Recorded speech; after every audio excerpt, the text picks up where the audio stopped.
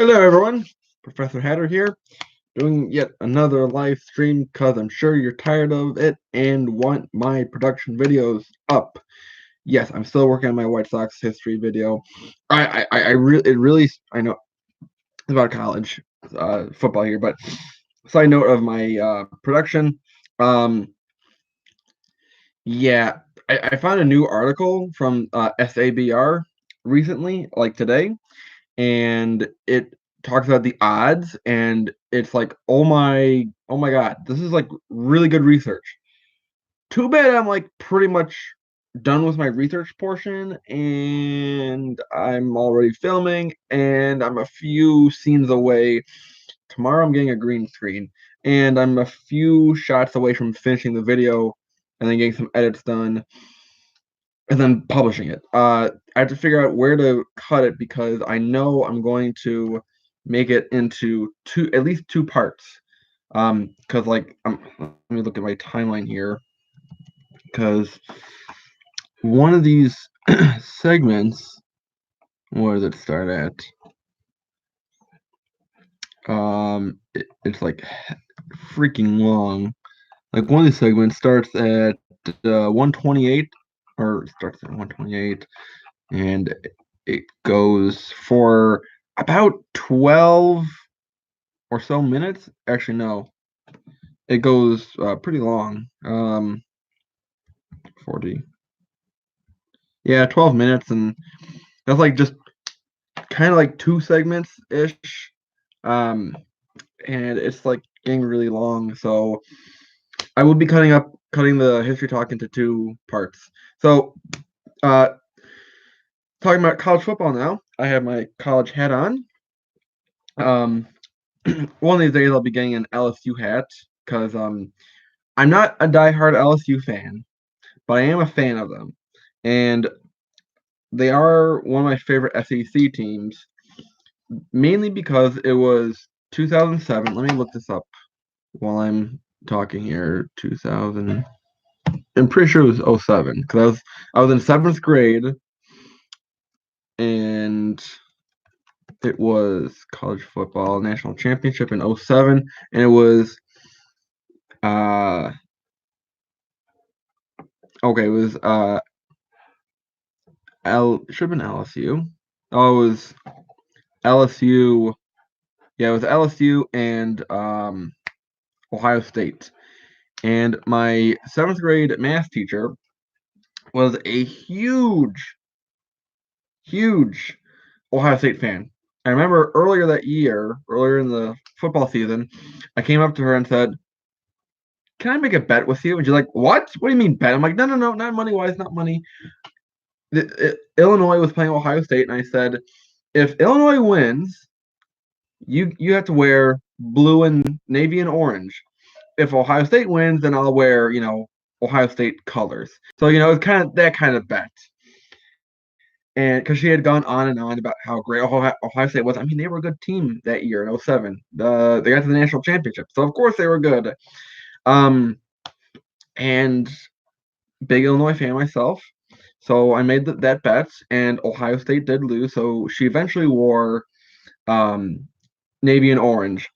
And when Ohio State was going to the championship game, my dad and I went to Old Randhurst Mall. I forget what store we went to exactly, but we got for me, a bigger sized LSU T-shirt than I needed. I think at the time I was a medium, and that shirt was either a large or XL, but I still wore it. Bright, or the purple shirt. It was a tiger on the front, LSU, and I wore it for a while. And I wore it, the day of the championship game. And she's like, "What are you doing? Why are you wearing that?" So I've been a fan of LSU because of that, and it's all they're also gonna beat Bama this weekend. I mean, who doesn't want to root for the team that beats Bama?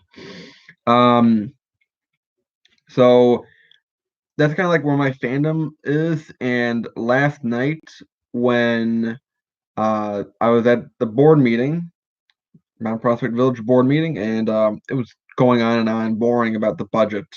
And I was trying to watch the updates for the um, rankings because they were coming up between the two college basketball games that the season started last night.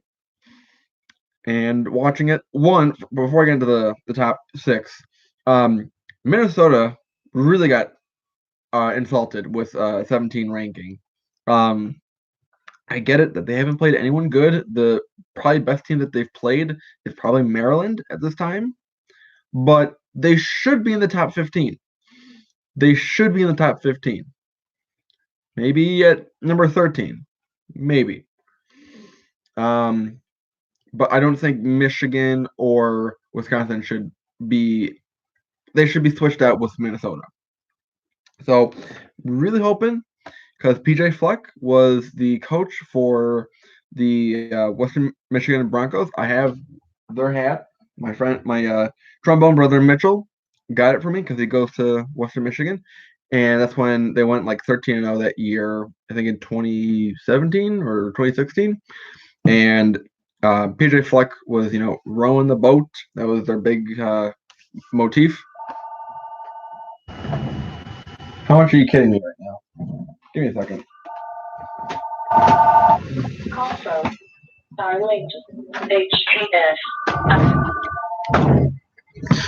Hello?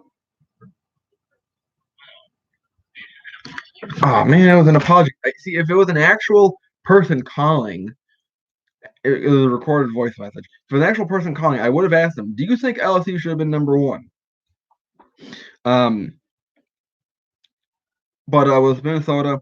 PJ Fleck, he was the coach of the Western Michigan Broncos. He moved to Minnesota 2 seasons ago, then or recently, and now he's doing really good. 8-0, best start I think since 1941 for them. So I'm jumping onto the Minnesota bandwagon and hoping they can beat number 4 Penn State. So the first two out are Georgia, then Clemson, and really Clemson is kind of surprising. I thought that they should have been number 4, whereas they first started number 1 in the country at the beginning of the season, and they just have been falling and falling, and like they've only fallen like 4 spots from 1 to 5, but that's like a huge fall off though for that kind of that ranking. It's a huge fall off, I think, from 1 to 4 and 5 actually now. And Penn State was a little bit surprising to get to number 4. They have a great coach. I think it's James Franklin, but great coach. And I don't know when they're playing Penn State, or Penn State is playing Ohio State, because that's going to be a really crucial game. Number 3 was Bama. Number 2 was LSU, which it should not have been, and number one was effing Ohio State. I don't like Ohio State with a passion. They suck. I hate them. I mean, they're kind of that team that's like like the Yankees or the Lakers, or in my case the Packers or the St. Louis Cardinals. The team is so good that's why you hate them, but you kind of gotta respect them because they're doing a good job, and that's why you don't like them. So let's see here. So this upcoming weekend, because I think before we get into the schedule, I think that LSU has the better. It's not because they've played in the SEC, they play in the SEC, and automatically SEC, gets bolstered up, just like the Big Ten does in women's volleyball. What's up, Houston 99, Texas 99? College football talking today. This quick video, I wanted to rant a bit my own case that LSU should have been number 1 because Ohio State really hasn't played anyone of absolute significance, to be honest. Because they go Cougs, yeah. Because it's not because LSU plays in the SEC, and that's why, but they've played ranked opponents, Auburn and Florida, and those are not only ranked teams, but top 10 ranked teams, or maybe top 12 at the time, 15. But they have a better resume, I think. Okay, yeah, Ohio State has won games handedly. The most points they have allowed in a game all season was to FAU, actually. They won 45-21. Otherwise, um, they've beaten they've beaten teams at least by 34. They played Miami of Ohio, and they beat them 76-5. Oh, and they also beat Wisconsin, who was ranked number 13 at the time. So, whoop-de-doo, you beat teams up by a lot of points. That doesn't really mean a whole lot. Strength of schedule really means a lot, I think, and that never came into play for Bama in the last few years. Whereas Bama, they only get in because of their name. The strength of schedule for them is garbage, to be honest. And on.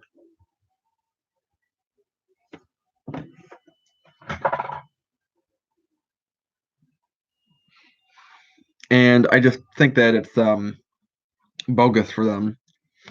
The strength of schedule should have a factor, and it seems like Ohio State doesn't have a really tough schedule. So this upcoming weekend, you have Mizzou at Georgia going through the top 25 teams that are playing. I think everyone is done with their bye weeks. Maryland at Ohio State, Penn State at Minnesota. So not only Minnesota playing Penn State, but playing it at home should give them a better chance, I think. I think it'll help. Vanderbilt at Florida, Baylor and TCU. Baylor is also undefeated at 8-0, and they're only ranked at number 12. I think that's about right. Maybe number 10. I think that would be a little bit more appropriate. Kansas State at Texas, and Texas has fallen. They're 5-3. They used to be like really highly ranked, but now they suck, which is great. Texas is another team that's on my hand of teams I don't like, hate, you could say. No particular order. Texas, Bama, Ohio State, of course, Ohio State, middle finger too. USC and Florida State. Iowa is at Wisconsin. That should be a pretty good, because the only losses that Wisconsin have had are in conference, so it doesn't help considering Minnesota is perfect in conference. So it really needs to take a lot for Wisconsin to get into the Big Ten championship game in December. Duke is hosting Notre Dame. They're number 15. And Oklahoma, who had high hopes of college football playoffs appearance, is hosting Iowa State. And then Boise State is hosting Wyoming. And of course the big game is LSU at Bama. That's going to be a huge game, and that's actually a 2:30 game. So it could have been a primetime game, but I think these for the East Coast there, 3:30 starts are really good because it goes from the afternoon into nighttime, and it's really cool. And it's gonna be a good game. I'm gonna have LSU winning that 24-20. That's gonna be huge. One interesting thing about Bama being ranked at number 3 right now, I saw a stat, and I think we're at the point, because right now this is the 5th year of doing all of these, doing the college football playoffs. And like, I think 2 years ago we couldn't really say like, oh, it's the first time like this has happened. It's like pretty young for college football playoff system because it only has been enacted since 2014. And so there's not a whole lot to really say with the stats like, oh, like this is for sure going to happen. The stats are against them. Still early on, but so far, no team ranked number 3 in the initial rankings in November or late October has gone on to play in the college football playoff postseason. So Bama, the history shows Bama's not going to be in the playoffs. So that's going to be a good thing. That's going to be okay. We're going to be okay with Bama not being in the playoffs. I think more people will actually watch that.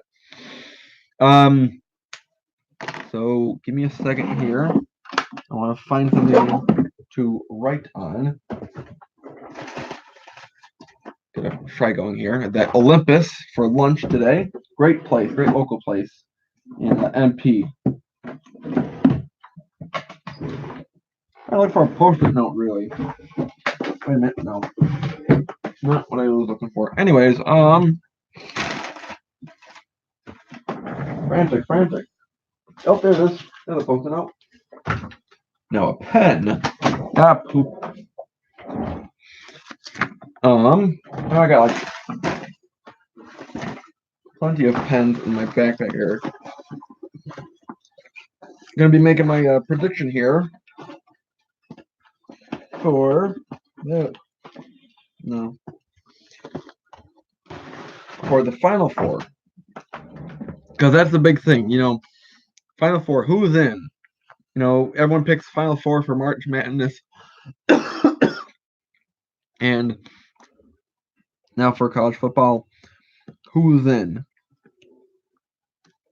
So, making the prediction now. Let me open up the standings here so I can look. Actually, I'm gonna do it on my phone. Dumb idea to look on the computer. Let me look up here. So 1, 2, 3, 4.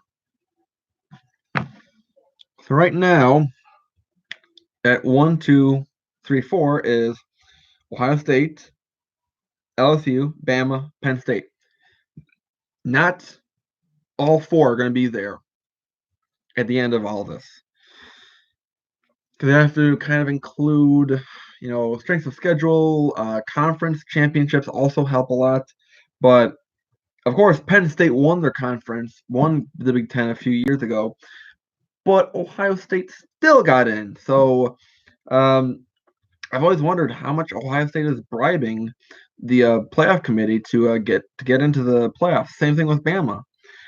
So I'm predicting at the end of all of this, let me write it down here. I'm just trying to think of this on the spot here.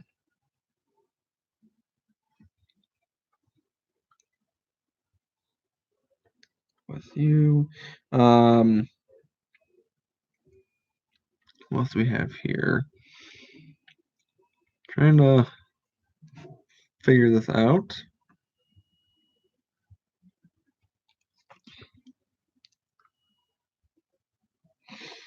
All right. I kind of wanted to go with let me do 5 and 6 here. The last 6 out. The last 2 out. Um,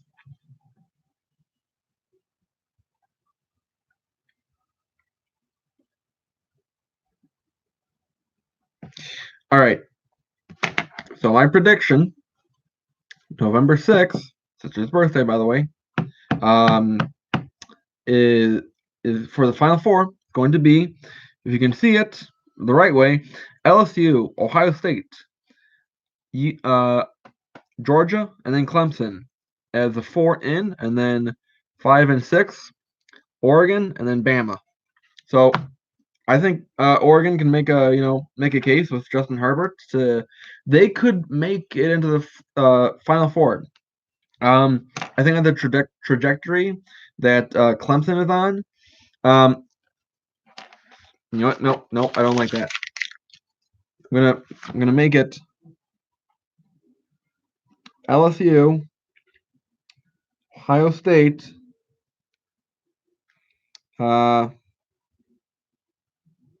Georgia,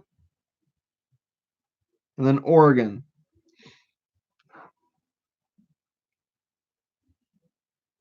5, 6, and then Bama, and then Clemson. Okay, that's my final there. I know it's it still has two SEC teams in there, but it's been done in the past where we've had two SEC teams. So LSU, Ohio State, Georgia, Auburn, Oregon. Auburn beat Oregon in 2010 for a championship. Bama, Clemson. Because I mean, Clemson could lose a game, but I think even if they go undefeated, they just haven't shown um, a lot of good uh, dexterity, good performances to put them into the top four. So who knows? I mean, this is like thinking like a committee member, not using logic really, because I mean, this committee hasn't always used the best logic. Granted, it's better than the BCS that had just the numbers and only the top two teams get in, and it was computer based. It wasn't, like people looking at the games and the teams and the players. But I think in the next 5 years they will expand the playoffs, and they should expand to 6 teams, just like the NFL playoffs. First and second seed get a bye week, whereas these play-in games, the numbers 3 and 4 team will host. So if we're going off of my list here, LSU and Ohio State would get a bye week, and Georgia would host Clemson, and Oregon would host Bama. Wow, that would be an interesting matchup. And then whoever wins those games will play as if it's the regular college football playoff system, having the two bowl games like the Rose Bowl and then the Peach Bowl, and then the winner is going into the championship game. And I think that's way better because it doesn't dilute a lot of uh, the teams where like people are like, oh, do 8 teams. That's way better. It's like not really, because there's more playing games, and the those students have to focus on their school too. They can't just be playing football all the time. They gotta go to school too. So I think 6 teams would make it easier. There's only one extra game for each team that's involved with the playoffs. You get to play at home. That's a cool thing to do. And it would also be the week before the like the New Year's Day bowls or New Year's Eve bowls, and that would also kind of like bring up ratings maybe, because like the first week of all of the bowl season, no one's watching it. No one gives a poop about you know Idaho State playing Georgia Tech for the Kellogg Bowl. There is going to be a Kellogg Bowl this year. So, yeah, no one cares about that. If you put a playing game for the playoffs, Oregon hosting Bama, Clemson at Georgia, yeah, people are going to be watching that. So, it should be a 6 team playoff. And this also includes the Power 5 conferences and then one extra. Because like last year, you could have added UCF, University of Central Florida. They could have been into the playoffs if it was a 6 team system. So that's my spiel. Went a bit longer than I should have. No one was watching, but that's okay. If you're gonna be watching the replay, um, like I know Major League Cats will be. Major League Cats, comment down below. I'd like to hear your thoughts about college football. I know that we don't talk too much about that, but it'd be interesting to hear your perspective on this. So yeah, anyone else watching? Thank you for watching and all of that jazz. Subscribe if you're new, and I will be coming out with that White Sox video soon-ish, like I've said last 3 weeks. So it's actually happening. Thank you for watching, everyone. Go Tigers, GEAUX, and have a good day, everyone. Bye. Hats off to you.